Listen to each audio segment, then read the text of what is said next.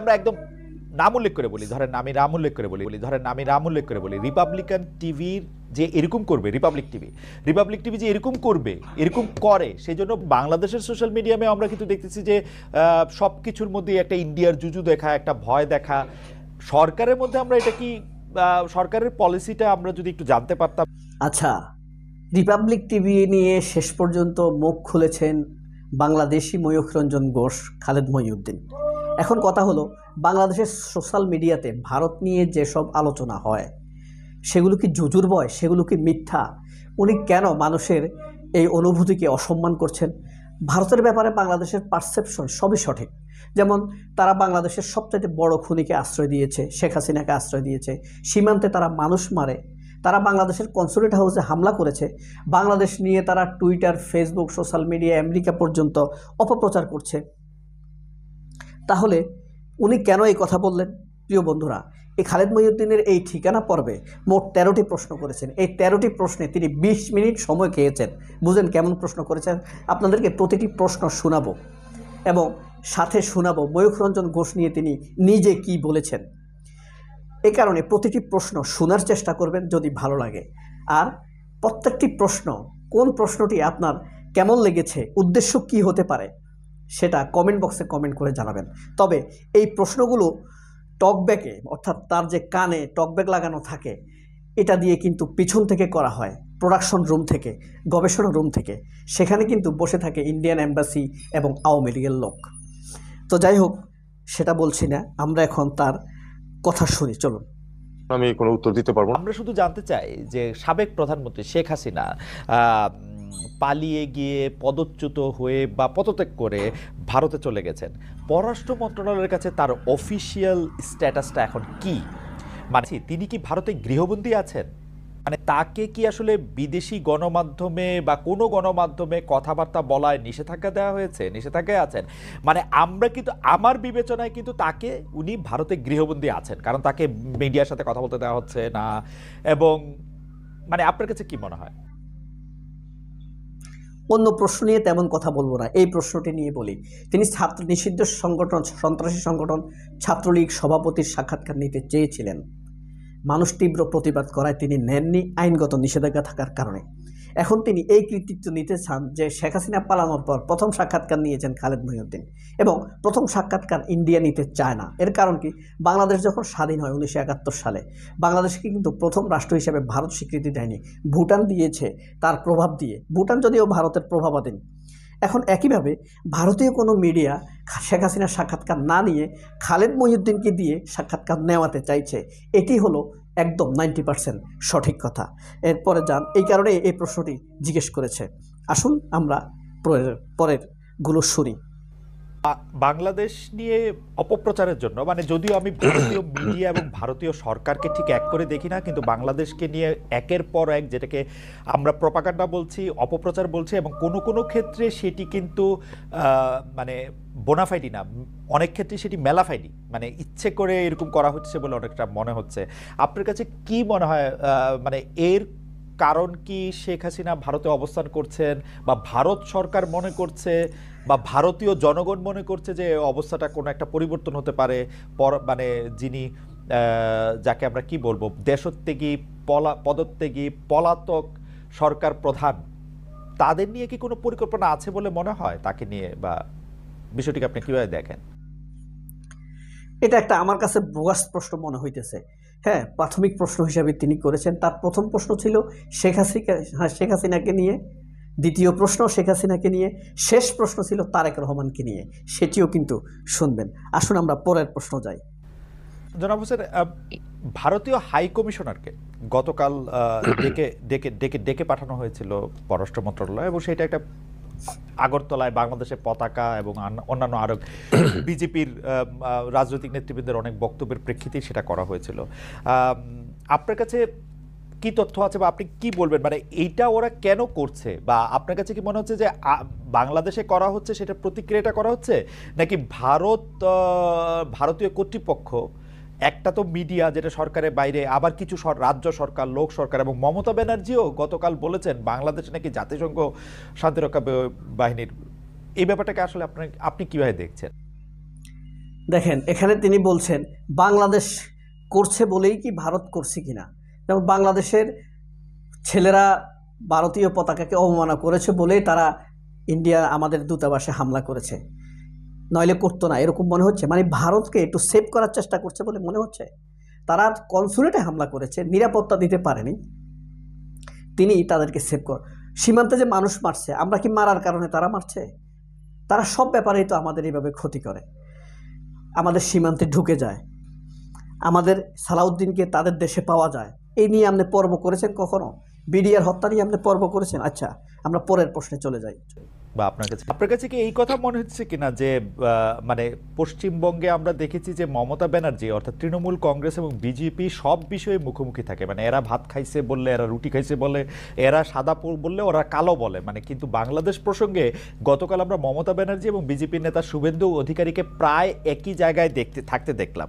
মানে মমতা ব্যানার্জি বলেছেন জাতিসংঘের শান্তিরক্ষা বাহিনী নিতে আহ্বান, আর ওদিকে বেনাপোলের কাছে এসে সরকারের বিরুদ্ধে পেট্রাপোল বন্দরে বিজেপির নেতৃবৃন্দ মানে শুভেন্দু অধিকারীর নেতৃত্বে তারা বিক্ষোভ করছেন, পেঁয়াজ দিব না, আলু দিব না।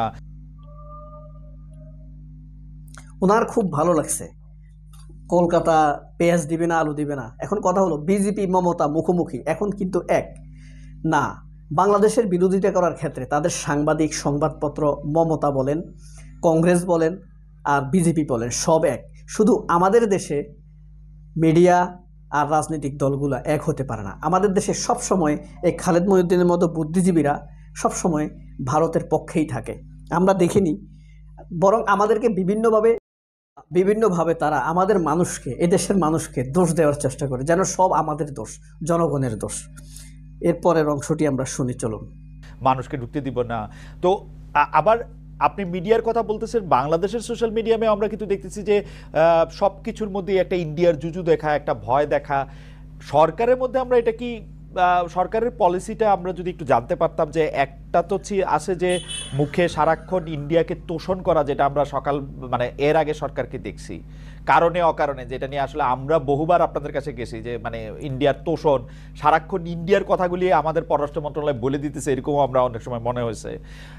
এই সরকারের পলিসিটা কি আসলে সার্বিক বিবেচনায়, যে তারা কি আসলে মানে যেহেতু একটা পপুলিস্ট জায়গা, এরকম যে ইন্ডিয়াকে একটা গালাগালি দিলে বা ইন্ডিয়াকে একটা বকা দিলে, কিছু মুখে কিছু কথা বললে সেটাকে পাওয়া যায়, নাকি ইন্ডিয়ার সাথে কূটনীতিক সম্পর্কটার ব্যাপারেও একটা চিন্তা আছে? এখানে তিনি বলেছেন গালাগালি না দিয়ে কূটনীতি, এটা তো অবশ্যই ঠিক আছে। কিন্তু তারা যখন প্রপাগান্ডা করে, তাদের সাংবাদিকরা যখন বড় বড় নাম করা বিশ্বমানের পত্রিকাগুলোতে, ইন্ডিয়া টুডে, তারপরে টেলিগ্রাফ, এগুলোতে যখন তারা এডিটোরিয়াল লেখে, আমাদের পত্রিকাগুলোতে তা দেখা যায় না। তারা যখন বাংলাদেশ বিরোধী টকশো করে, তখন আমাদের পত্রিকাগুলো, আমাদের সাংবাদিকরা সেগুলো করেন না, বরং করলেও আমাদেরকেই দোষ দেন। আমরা কেন গরু আনতে যাই, আমরা নাকি গরু আনতে যাই, বাংলাদেশের মানুষ নাকি গরু আনতে যায়। দেখুন এর পরেরটা। ডক্টর মোহাম্মদ ইউনূস নাকি নরেন্দ্র মোদীর সাথে কথা বলতে চেয়েছিলেন, কিন্তু তারা আসলে মানে তিনি সময় পান নাই, কথা হয় নাই, কথা হচ্ছে না, আগাচ্ছে না কিছু। বাংলাদেশ আর ইন্ডিয়া সম্পর্কে একটা গিট্টু লেগে আসে। আচ্ছা, মানে ভারতের সাথে পরিবর্তন হয়েছে সম্পর্কের, এবং সেটা হয়তো কোনো কোনো ক্ষেত্রে কাঙ্ক্ষিতও ছিল, কিন্তু আমরা ভারতের সাথে যেটা পরিবর্তন হয়েছে এইটা দেখানোর জন্য অনেক ক্ষেত্রে আমরা অনেক সিদ্ধান্ত নিয়েছি কিনা। কারণ কোনো কোনো বিশ্লেষক বলছেন করাচির সাথে জাহাজ যোগাযোগ পুনরুত্থাপনকে প্রায়োরিটি দিয়ে যে আবার মানে বা পাকিস্তানের সাথে সেটা করা হচ্ছে, সেটা যত না বাণিজ্যিক সিদ্ধান্ত, তার চেয়ে অনেক বেশি পলিটিক্যাল সিদ্ধান্ত বা কূটনীতিক সিদ্ধান্ত ভারতকে দেখানোর জন্য। কিন্তু যা হইলে আমাদের আসলে অনেক লাভ হইতো, যে ধরা যাক চীনের সাথে আমাদের নতুন কোনো সম্পর্কের দুয়ার খুলতেছে কিনা, সেই ব্যাপারে এই সরকারের যতটা আগ্রহ, তার চেয়ে বেশি আগ্রহ ভারতকে দেখানো, দেখো তোমরা যা পছন্দ করতেছিলে না বা যা করতে দিচ্ছিলে না তা আমরা করতেছি। অনেকে এখানে তিনি একবার বলছেন ওখানে আলু দিব না, ইন্ডিয়া বলছে আলু দিব না, পেঁয়াজ দিব না। এখন আবার বলছেন ইন্ডিয়া পাকিস্তানের সাথে সম্পর্ক করছে ভারতকে দেখানোর জন্য, দেখো তোমরা যা পছন্দ করছো না আমরা তা করছি। অর্থাৎ ভারতকে দেখানোর জন্য পাকিস্তানিদেরকে সাথে সম্পর্ক করছে। এবং বাংলাদেশে ইউনূস নাকি, ইনি বলছেন ইউনূস নাকি বৈঠক করতে চাইছেন, উনি এটা জানে না, সারা পৃথিবীর পত্রপত্রিকায় লেখা হয়েছে, খালেদ মহিউদ্দিন জানে না, বলছে ইউনূস নাকি দেখা করতে চাইছে। আচ্ছা, আমরা এটা একটা অমূলক প্রশ্ন হিসাবে ধরি, অপ্রাসঙ্গিক, আমরা পরেরটা দেখি। এইটা দেখতেছেন যে ভারত বাংলাদেশের বিপক্ষে বলছে যে তারা চিকিৎসার জন্য ভিসা দিবে না, ভিসা একরকম বন্ধ রেখেছে। বাংলাদেশ থেকে কাজ করতে রোমানিয়া যাবে, যেহেতু বাংলাদেশে এমবেসি নাই, ওদের এখানে এমবেসি আছে, সেটার জন্য তারা ভিসা দিচ্ছে না। আমাদের এখানে তারা কাজ করতেছে বা কাজ করতেছে না, কি প্রয়োজনে কাজ করতেছে সেইটা কি আমাদের এই মুহূর্তেই দেখা উচিত না? বাংলাদেশে এতজন মানে কি বলে জানি শিক্ষিত বেকার আছে। আমরা এই নির্বাচনের আগে বা এই 5 আগস্টের আগে এটা আমরা অসংখ্যবার শুনেছি যে এরকম একটা পরিস্থিতির মধ্যে দিয়ে আমরা যাচ্ছি। আমরা এটাও শুনেছি যে ভারত যে রেমিটেন্স ভারতে নিয়ে আসে তার মধ্যে একটা বড় অংশ বাংলাদেশ থেকে নেয়। রেমিটেন্স নেয় ভারত আমাদের কাছ থেকে 10 বিলিয়ন প্রতি বছর। আমাদের দেশে অসংখ্য লোক চাকরি করে, এটা উনি জানেন না। এটা পত্রপত্রিকা ছাপা হয়েছে, এটাও উনি বলছেন না। এটা ধোঁয়া ধোঁয়া কথা বলছে, কেউ বলছে, কেউ বলছে। আওয়ামী লীগের প্রশ্ন স্টাইল, আমরা পরেরটা শুনি। অমূলক প্রশ্নের জবাব দিয়ে লাভ নেই। বিদেশি মিশনগুলির আমন্ত্রণ জানায় এক কূটনীতিক ব্রিফিং করতে হয়েছে আপনাকে। আপনাদের জন্য আপনি কি বিবেচনা করেন, এটা একটা কঠিন সময়, এটা কি তারই প্রতিফলন? অন্তর্বর্তী সরকার 4 মাস পরও একটা পরিস্থিতি এরকম, এর দায় কার? এবং বিদেশি কূটনীতিবিদরাও বলেছেন যে সংখ্যালঘুরা ভালো নেই, এরকম পরিস্থিতি তারা শুনছেন। আপনারা এটাতে মানে এটা কি বলবেন, এটা কোন জায়গায় একটু ঘাটতি থেকে যাচ্ছে বাংলাদেশে? বা আপনি বলছেন যে সংখ্যালঘুদের জন্য এরকম পরিস্থিতি সৃষ্টি হয় নাই, তাহলে এটা কোন জায়গায় ঘাটতি হচ্ছে? এই প্রশ্নটা আপনারা শুনেছেন, আপনারাই জবাব দিবেন। আমার কাছে মনে হয় যে ভারতের মধ্যে আছে, সে ভারত নিয়ে আর ভারত ছাড়া আর কোনো প্রশ্ন করতে পারতেছে না। আমাদের মনে হয় যার মতিগতি নেই, সরকারকে ভারতের গণ্ডিতে আটকে রাখতে চাইছে সাংবাদিক। আমরা পরেরটা শুনি। প্রতিবাদকারীদের বাধা দেয় নাই, মানে বিদেশের কর্মসূচিগুলি নিয়েও কিন্তু কিছু বলা হয় নাই। কিন্তু এখন বিষয়টা নিয়ে আপনারা একটু এক্সট্রা উদ্বিগ্ন, সেইটা কেন? এবং আপনি যে উস্কানির কথা বলতেছেন যে পরিকল্পিতভাবে উস্কে দেওয়া হচ্ছে, সে পরিকল্পিতভাবে উস্কানিটা দিচ্ছে কারা? মানে আপনি কাদেরকে আসলে বলবেন? এই পরিকল্পিতভাবে উস্কানিটা দিচ্ছে এরকম বুদ্ধিজীবীরা। যেমন যারা অপরাধী তাদের দোষ ঢেকে রাখে। আইনজীবীকে মেরে ফেললেও তখন দোষ দিবে পুলিশের। পুলিশ কেন ব্যবস্থা নেয়নি? একটা অপরাধীকে অ্যারেস্ট করলে, পতাকা অবমাননাকারীকে অ্যারেস্ট করলে তাকে অ্যারেস্ট করা যাবে না? অ্যারেস্ট করলে কি আইনজীবী মেরে ফেলবে? এটা কি আশ্চর্য ব্যাপার না? আচ্ছা, আমরা পরের প্রশ্নে যাই। আন্তর্জাতিকভাবে যাদের একটু উপস্থিতি রয়েছে, ইসকন তো জুলাই মাসেই চিন্ময় কৃষ্ণ কে মানে তাদের সংগঠন থেকে বহিষ্কার করেছিল। কিন্তু ব্যাপারটার সাথে ইসকনের সাথে চিন্ময়, পতাকা অবমাননা, গ্রেপ্তার, এগুলি কি খুব দরকার ছিল? মানে কেউ বলছেন যে এটি আসলে মানে মানে এই চিন্ময় কৃষ্ণদাস ব্রহ্মচারীকে গ্রেপ্তার করে তারা আলোচনা বদলে মামলা গ্রেপ্তারে সরকার কেন গেল, সেইটাও একটা প্রশ্ন। আপনার কাছে কি মনে হয়, আপনি যদি একটু ছোট করে বলতেন? চিন্ময় অপরাধ করেছে, তাকে অ্যারেস্ট করা যাবে না? কেন অ্যারেস্ট করলো, এটা নিয়ে প্রশ্ন করছেন তিনি। এটার ব্যাপারে আপনাদের কমেন্টস থাকলে কমেন্ট বক্সে লিখে জানাবেন। আমরা বেশি চিন্ময়ের ব্যাপারে কথা বললে ওনার হৃদয়ে লাগবে। ওনার মনে হয়নি যে উনি সেভ করতে চাইছেন মানে কৃষ্ণকে বা ইসকনকে? চলুন পরেরটা শুনি। বলি, ধরেন আমি নাম উল্লেখ করে বলি, রিপাবলিকান টিভির যে এরকম করবে, রিপাবলিক টিভি যে এরকম করবে, এরকম করে, সেই জন্য ভারতেও তাদের গ্রহণযোগ্যতা লেভেল কিন্তু খুব বেশি না। বাংলাদেশের মানুষ যখন রিপাবলিক টিভিকে সমালোচনা করার জন্য রিপাবলিক টিভিকে অনেক বেশি দেখছে, তখন তাদের ভিউ বাড়তেছে, তারা আরো বেশি মজা পেচ্ছে। মানে আমি কিন্তু বাংলাদেশে 32 বছর ধরে সাংবাদিকতা পড়াই, আমি জীবনে দেখি না রিপাবলিক টিভি এবং এদের কোনো বিশ্বাসযোগ্যতা কোথাও ভারতে। কারণ আমি ডয়েচে ভেলেতে যখন ছিলাম তখন পশ্চিমবঙ্গ আমার ইয়াতে ছিল, আমি কেউ তাদের সিরিয়াসলি নিছে, আমি দায়িত্ব নিয়ে বলতে পারি, কেউ তাদের সিরিয়াসলি নিছে আমি জীবনে দেখি নাই। আমরা এত সিরিয়াসলি কেন নিতেছি এটা?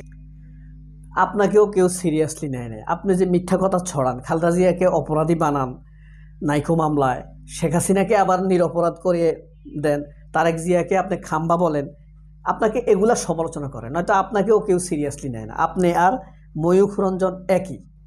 হ্যাঁ, কারণ হলো কি, ময়ূখ যেই ধরনের কথা বলে একটু নরম করে সেটা আপনি বলেন, একই কথা বলেন। আমরা পরের প্রশ্ন শুনি। অ্যাডভাইজার হোসেন, আমি শুধু একাডেমিক ইন্টারেস্টে জানতে চাচ্ছি যে হারাইলো, আমি তার ভোক্তা কেন হচ্ছি? মানে আমার জন্য ভারতীয় মিডিয়াটা কেন জরুরি? ভারতীয় মিডিয়াতে কি দেওয়া হচ্ছে সেইটা আমি কেন এইটা নিয়ে রিয়েক্ট করতেছি এত বেশি? আমার দরকারটা কি ভারতীয় মিডিয়ার খবর দিয়ে খবর জানার? মানে আমরা কি এটা স্বাভাবিকভাবে বুঝতেছি না যে এই অঞ্চলের মধ্যে Reuters, BBC, CNN, Al Jazeera, Deutsche ভেলের মতো ইন্টারন্যাশনাল মিডিয়াগুলিও রয়েছে। বাংলাদেশের অবস্থা যদি এমনই হইতো যেটা ভারতীয় মিডিয়া দাবি করতেছে, তাহলে তারা রিপোর্ট করতো না? আমাদের মধ্যে কি একটু রেশনাল চিন্তা নাই? আপনি ওই সুভাষ নামের এক আওয়ামী লীগের নেতা আছে, তথাকথিত সাংবাদিক, চরম মিথ্যাবাদী, তাকে আনতে পারেন, চিন্ময়কে একবার আনতে পারেন না আপনার চ্যানেলে? আপনি যখন ডয়েচে ভেলেতে ছিলেন তখন সীমান্ত হত্যা নিয়ে তো কোনো কথা বলেননি, বলেছেন? বলেননি। এখন আপনি বলছেন গুরুত্ব দেন না, এই সেই। আসলে আপনাকেও কেউ গুরুত্ব দেয় না। হ্যাঁ, আপনি শুধু হইল ক্লিক বাজানো আপনার কাজ। এখন এইসব বিষয় না, এখন আমাদের জাতীয় সমস্যা নিয়ে ব্যাপার বলা। ভারত আসলে আমাদের কাছে যে তথ্যগুলো চায়, যা জানতে চায়, আপনার কাজ হলো এই প্রশ্নগুলো করে ভারতকে ইনফর্ম করে দেওয়া, সরকারের দৃষ্টিভঙ্গি জানিয়ে দেওয়া। তবে তৌহিদ হোসেন এই রিপাবলিক টিভি নিয়ে উত্তর দিয়েছে। তৌহিদ বলেছেন যে, পররাষ্ট্র উপদেষ্টা বলেছেন যে আমি কিন্তু রিপাবলিক টিভির কথা বলিনি, আপনিই বলেছেন। এই উত্তরটা আমার খুব পছন্দ হয়েছিল, সবই পছন্দ হয়েছে। সে তৌহিদ হোসেনের মুখ থেকে খালেদ মহিউদ্দিন কোনো কথা তেমন বের করতে পারেননি, ফেল করেছেন।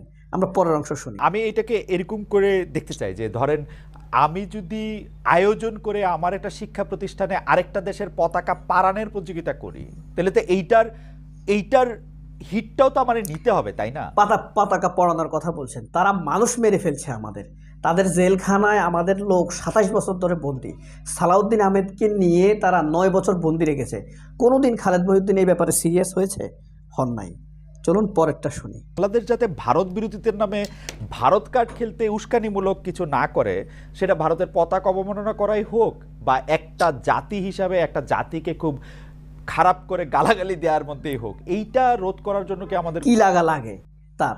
ভারতকে অবমাননা করে, খারাপ মনে করে যেন কিছু না করা হয়, সরকার এই ব্যাপারে ব্যবস্থা নিচ্ছে কিনা, মানে ভারতের পক্ষে, ভারতের জন্য তার দরদ, হ্যাঁ, মানে বালে গণে না মানুষের হয়ে উঠছে আন্তর্জাতিক। এখানে ধরেন এখন ভারতীয় মিডিয়াতে র্যান্ডম একটা উপস্থাপক যিনি অনেক অ্যানিমেটেড হয়ে কথাবার্তা বলেন, তিনি একটা কথাবার্তা বলছেন, আমরা এটাকে পিক করে বলতেছি যে আমাদের দেশের আনসার, আরও কি কি গ্রাম প্রতিরক্ষা বাহিনী, আরও কি কি বাহিনী মিলে এই সরকারকে ফেলে দেবে, হাসিনা সরকারকে নিয়ে আসবে।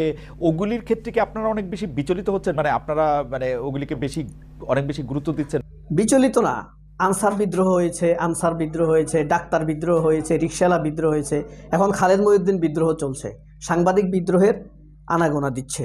সেও একজন বিদ্রোহী, সে ডেস্ক বিদ্রোহী, এই কারণে হয়তো কম বোঝা যাচ্ছে। পদপ্রার্থী ডোনাল্ড ট্রাম্প, উনি নির্বাচনের আগে আগে দেশের সংখ্যালঘুদের নিয়ে একটা টুইট করেছেন। এখন ট্রাম্পের টুইট আমরা জানি, ট্রাম্পের টুইটের ক্ষেত্রে কোফেফে থেকে শুরু করে এমন অনেক কিছু থাকে যা টুইট নিয়ে আসলে তার অফিস সবচেয়ে বেশি তার ব্যস্ত থাকতে হয়, তার হাত থেকে মোবাইল ফোনও অনেক সময় কেড়ে রাখতে হয়। কিন্তু আমরা দেখলাম যে এটার সাংঘাতিক একটা প্রতিক্রিয়া। ট্রাম্প এখন আসলে 21 জানুয়ারির পরবর্তীতে ডক্টর ইউনূস সরকারের এবং জনাব তৌহিদ হাসানের চাকরি থাকে কিনা সেটি নিয়ে সন্দেহ, এই সেই নানা ধরনের বক্তব্য। এগুলিকে আপনারা আসলে কিভাবে দেখেন? মানে ইটস লাইক, এরকমও শুনেছি যে কামালা হ্যারিস পরাজিত হওয়ার পর এই ইলেকশনে যে পররাষ্ট্র উপদেষ্টা সহ অন্যান্য উপদেষ্টা, বিশেষ করে প্রধান উপদেষ্টার যে আপনাদের যে ক্যাবিনেট মিটিং, সেটাতে শোকের ছায়া নেমে এসেছে। এরা আসলে উপদেষ্টা বানানো দরকার। মোস্তফা সারোয়ার ফারুকীকে উপদেষ্টা বানাইছে, তাকে না বানানোতে তার জ্বলতেছে। ইউনূস নাকি ভয় পাচ্ছে, ট্রাম্প আসছে। সে কোনোদিন একটা টকশো করেছে, এই যে প্রিয়া সাহা ডোনাল্ড ট্রাম্পের সামনে দাঁড়িয়ে বলেছে মাইনরিটির উপর অত্যাচার চলেছে আওয়ামী লীগের সময়, এবং তার ঘর বাড়ি পুড়িয়ে দেওয়া হয়েছে। এই ধরনের এই কথা নিয়ে কাউকে প্রশ্ন করেছে কোনোদিন? সে করেনি। এটাই খালেদ মহিউদ্দিন। আসলে আমরা মানুষ চিনি, কিন্তু ওনাকে চিনতে দেরি করছি আমরা। চলুন পরেরটা শুনি। শ্বেতপত্রটা আপনি এখনো দেখেন নাই, কিন্তু আমি কিন্তু দেখছি। এটা ইন্টারেস্টিং। আমার একজন এমনকি প্রধান উপদেষ্টার কাছে যাওয়ার আগে আমার এটা দেখার সুযোগ হয়েছে। আনুষ্ঠানিক দেখেন, দুর্নীতি, লুটতরাজ, টাকা পাচারের শ্বেতপত্র করেছে সরকার। প্রধান উপদেষ্টার কাছে আনুষ্ঠানিকভাবে যাওয়ার আগে তিনি দেখেছেন, তার মানে তিনি সরকারি গোপনীয়তা লঙ্ঘন করেছেন, এটি একটি অপরাধ করেছেন। এটা কি অপরাধ? না, অপরাধ। এটা চুরি, এটা প্লেয়ারিজমের পর্যায়ে পড়ে। তাকে কি কেউ এটার জন্য প্রশ্ন করবে? তার বিচার কি আল্লাহর কাছে দিয়ে রাখবে মানুষ? যাই হোক, আমরা পরেরটা শুনি, চলো। তাহলে বাংলাদেশ আসলে চলছে কি, মানে মানে আমি দেখা কিন্তু আমার কাছে মনে হচ্ছে যে অনেকগুলি জায়গা আসলে ঠিক মানে বিশ্বাস্য কিনা এটা আসলে পরীক্ষা করে দেখার দাবি রাখে, নাকি একটা বড় না সমস্যা? অবশ্যই এই শ্বেতপত্রে অনেক কিছু ভুল আছে, এটাই তিনি বলতে চাইছেন। আসুন আমরা পরেরটা শুনি। উপর দিয়ে টাকা পাচার করার সুবিধা হয়েছে বেশি, মানে এটা আমি বলতে পারবো না, তবে হিসাবটা খুব সহজ। হিসাবটা হচ্ছে এরকম যে পার্লামেন্টে দাঁড়িয়ে ইয়াফিস ওসমান বলেছেন যে ভারতের সিমিলার প্রকল্পের তুলনায় আমাদের এই প্রকল্পে 40,000 কোটি টাকা বেশি ব্যয় হয়েছে। সংসদে দাঁড়িয়ে ইয়াফেস ওসমান বলেছে 40,000 কোটি টাকা বেশি ব্যয় হয়েছে। এই প্রশ্নের উত্তর শুনতে গিয়ে মহিউদ্দিনের চেহারা খারাপ হয়ে গেছে। তহিউদ্দিনের মানে পররাষ্ট্র প্রতিমন্ত্রীর তহিউদ্দিনের একটি প্রশ্নে আমার পছন্দ হয়েছে, সেটা হলো এই প্রশ্নটি। কারণ তিনি এটা উত্তর দিয়েছেন, এটা আমরা তাদের কাছ থেকে তথ্য নিয়েছি। সুতরাং খালেদ মহিউদ্দিনের চেহারা একটু খারাপ হয়ে গিয়েছে। আমরা কি আজ শুনবো? শুনি আরেকটা। একটি বিষয় হচ্ছে যে বেগম খালেদা জিয়া চিকিৎসার জন্য বিদেশ যাবেন, জনাব তারেক রহমান লন্ডন থেকে দেশে ফিরবেন, এই বিষয়গুলি স্পষ্ট হচ্ছে। তাদের পররাষ্ট্র মন্ত্রণালয়ের দিক থেকে এগুলি কিভাবে ডিল করা হচ্ছে, মানে কেন এই প্রশ্নটা হচ্ছে? অনেকেই বলছেন যে বেগম খালেদা জিয়া এবং জনাব তারেক রহমান অর্থাৎ বিএনপি আসলে এখন ক্ষমতায় আছেন, আপনাদেরকে আসলে বেশি প্রায়োরিটি বিএনপি রাজনীতিবিদদের ক্ষেত্রেই দিতে হচ্ছে নানা কারণে। আবার কেউ কেউ বলছেন যে আপনারা একটু বিমাতা সুলভ আচরণ বিএনপির সঙ্গে করছেন। মানে দুটিই আমরা শুনছি, আসলে কোনটি এক্ষেত্রে ঠিক আমাদের যদি একটু বলেন কি, যে তার স্ট্যাটাসটা কি? জনাব তারেক রহমান কি এখন বাংলাদেশের নাগরিক, ব্রিটেনের নাগরিক? পাসপোর্ট বাদ দিছেন, পাসপোর্ট আসলে কি, মানে স্ট্যাটাসটা কি তার এখন? তুমি দেখতাম যে আসলে উনি কি এখন, এটা দেখার জন্য শেখ হাসিনারটাও আমার দেখার দারুণ কৌতূহল হয়, তারেক সাহেবেরটাও দেখার দারুণ কৌতূহল হয়, যে মানে শুধু জানতে চাই দেখছেন কি খুশি, তারেক রহমানকে একটু খেলো করা গেছে, একটু তামাশা করা গেছে, একটু হাসির পাত্র বানানো গেছে। সম্ভবত শেষ প্রশ্নটি আমরা শুনি না। আমার শেষ প্রশ্ন, 21 আগস্ট গ্রেনেড হামলার ন্যায় বিচার নিশ্চিতের বদলে শেখ হাসিনা সরকারের একটা রাজনৈতিক উদ্দেশ্য চরিতার্থ করার প্রবণতা আমরা দেখেছি।